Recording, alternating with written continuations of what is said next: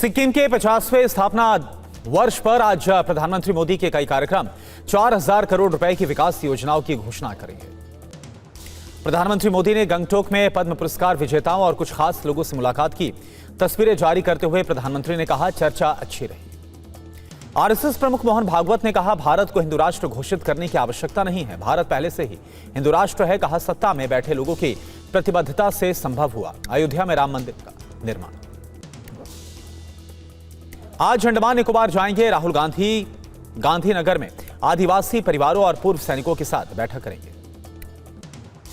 पश्चिम बंगाल विधानसभा चुनाव के लिए कल दूसरे चरण में 142 सीटों के लिए डाले जाएंगे वोट। मुख्य निर्वाचन अधिकारी मनोज कुमार अग्रवाल ने कहा, शांतिपूर्ण मतदान की लगभग सभी तैयारियां पूरी हैं। वोटिंग के दौरान सुरक्षा में केंद्रीय बल की 2321 कंपनियां तैनात।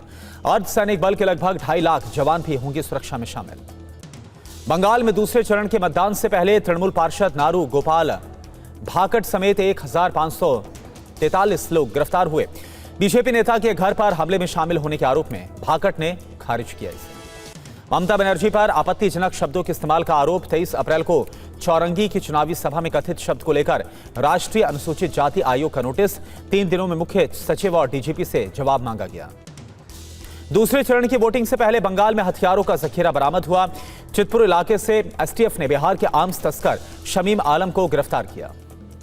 केंद्रीय गृह मंत्री अमित शाह ने की मतदाताओं से बेखौफ होकर बम्पर वोट की अपील। कहा, चुनाव के बाद भी राज्य में कम से कम 2 महीने तक केंद्रीय सुरक्षा बल रहेगा तैनात।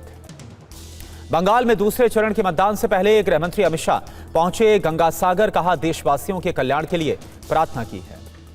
सीआईएसएफ के डीजी ने जगदल हिंसा में घायल जवान योगेश शर्मा से अस्पताल में मुलाकात की। बीजेपी प्रत्याशी पवन सिंह के आवास के बाहर हुई थी झड़प। चुनाव आयोग ने अजय पाल को दक्षिण 24 परगना का पुलिस पर्यवेक्षक नियुक्त किया। यूपी के एनकाउंटर स्पेशलिस्ट अजय पाल की नियुक्ति पर टीएमसी और एसपी अध्यक्ष अखिलेश ने सवाल उठाए। बिहार में शराबबंदी कानून के तहत कार्रवाई के आंकड़े जारी। 1 अप्रैल 2016 से 31 मार्च 2026 तक 17 लाख से ज्यादा लोग गिरफ्तार, 5 लाख से ज्यादा मामलों में सजा। पुणे के निगड़ी इलाके में हाई टेंशन टावर पर चढ़ा नशे में धुत युवक। घंटों चला युवक का ड्रामा। फायर ब्रिगेड की 8 टीम के 60 लोगों ने रेस्क्यू किया।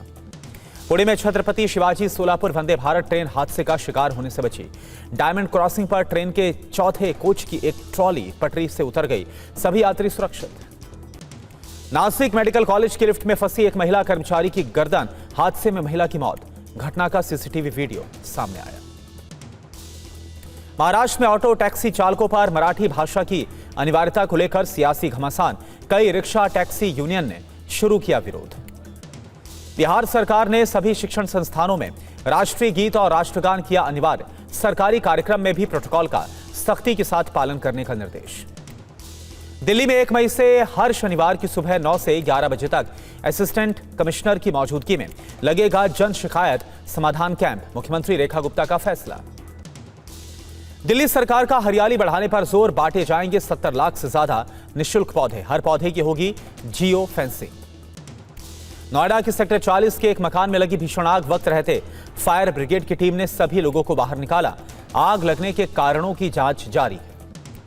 हरियाणा के हांसी में हिसार दिल्ली रोड पर एक प्राइवेट बस में लग गई आग। रामायण टोल प्लाजा के पास हादसे में 2 लोगों के जिंदा जलने की आशंका। हरियाणा के गुरु जंबेश्वर यूनिवर्सिटी के छात्रों का विरोध प्रदर्शन। यूनिवर्सिटी पर छात्रों के साथ कथित भेदभाव और प्रशासनिक कार्रवाई का विरोध। एमपी के सीएम मोहन यादव और नेता प्रतिपक्ष में तीखी बहस के बीच महिला आरक्षण पर शासकीय संकल्प पारित। महिला विकास और सशक्तिकरण पर जोर दिया गया। मध्य प्रदेश के श्योपुर में 6 दिन की मासूम बच्ची की खरीद फरोख्त का मामला सामने आया। 4 महिला समेत 6 अभियुक्त गिरफ्तार।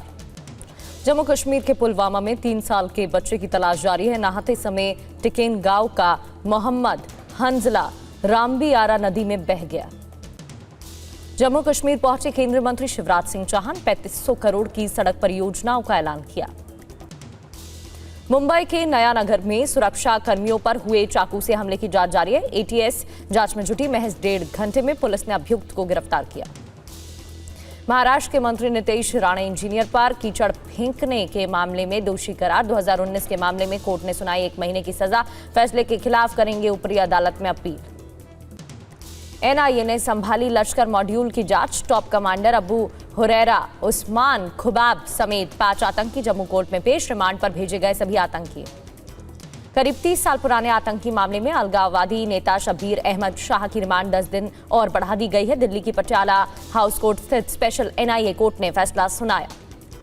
2022 मंगलुरु प्रेशर कुकर विस्फोट मामले में आईएसआईएस आतंकी मोहम्मद शारिक को एनआईए कोर्ट ने सुनाई 10 साल की कठोर कारावास की सजा। उत्तराखंड चार धाम यात्रा के सप्ताह में 3.5 लाख से ज्यादा श्रद्धालुओं ने दर्शन किए हैं। बद्रीनाथ केदारनाथ धाम समिति के मुताबिक तीर्थयात्रियों के रजिस्ट्रेशन का आंकड़ा 24 लाख के पार। भारत और न्यूजीलैंड के बीच मुक्त व्यापार समझौता। भारत के कपड़ा, लेदर और जूते जैसे उद्योगों को फायदा होगा। विकास के अवसर खुलेंगे। रोज वैली ग्रुप घोटाला पीड़ितों को बड़ी राहत। कोलकाता में ईडी के जोनल ऑफिस और एडीसी ने निवेशकों को अब तक 16 चरण में कुल 127 करोड़ रुपए लौटाए हैं। कांग्रेस ने हरियाणा विधानसभा के विशेष सत्र का बहिष्कार किया। कांग्रेस ने लगाया समानांतर सदन। समानांतर सत्र में महिला विधायक शकुंतला खट्टक को बनाया स्पीकर। दिल्ली के पूर्व मुख्यमंत्री अरविंद केजरीवाल ने जस्टिस स्वर्णकांता शर्मा को पत्र लिखा। 4 पन्नों की चिट्ठी में केजरीवाल ने 25 पॉइंट मेंशन किए हैं। राजधानी दिल्ली के अशोक रोड पर सड़क हादसे में 2 भाइयों की मौत हो गई। पुलिस ने हिट एंड रन की आशंका जताते हुए जांच शुरू की है। आईपीएल का मैच देखकर घर लौट रहे थे दोनों चचेरे भाई यज्ञ और अभव। महाराष्ट्र के शाहपुर में तेंदुए के हमले से बाल-बाल एक महिला की जान बच गई। महिला ने दरांती से तेंदुए पर पलटवार कर दिया। घायल महिला का इलाज जारी। मुंबई में एक ही परिवार के 4 लोगों की मौत। शुरुआती जानकारी के मुताबिक परिवार ने रात में बिरयानी और तरबूज खाया था। मुंबई पुलिस की जांच जारी। महाराष्ट्र के लातूर में भीषण गर्मी का कहर देखने को मिल रहा है। खेत में काम करते समय 60 साल के किसान की मौत हो गई। हीट वेव से प्रदेश में तीसरी मौत। गुजरात के अहमदाबाद में तापमान 45 डिग्री सेल्सियस के करीब पहुंचा है। मौसम विभाग ने जारी किया है लू का अलर्ट। अलग अलग जिलों में 3 लोगों की मौत की जानकारी।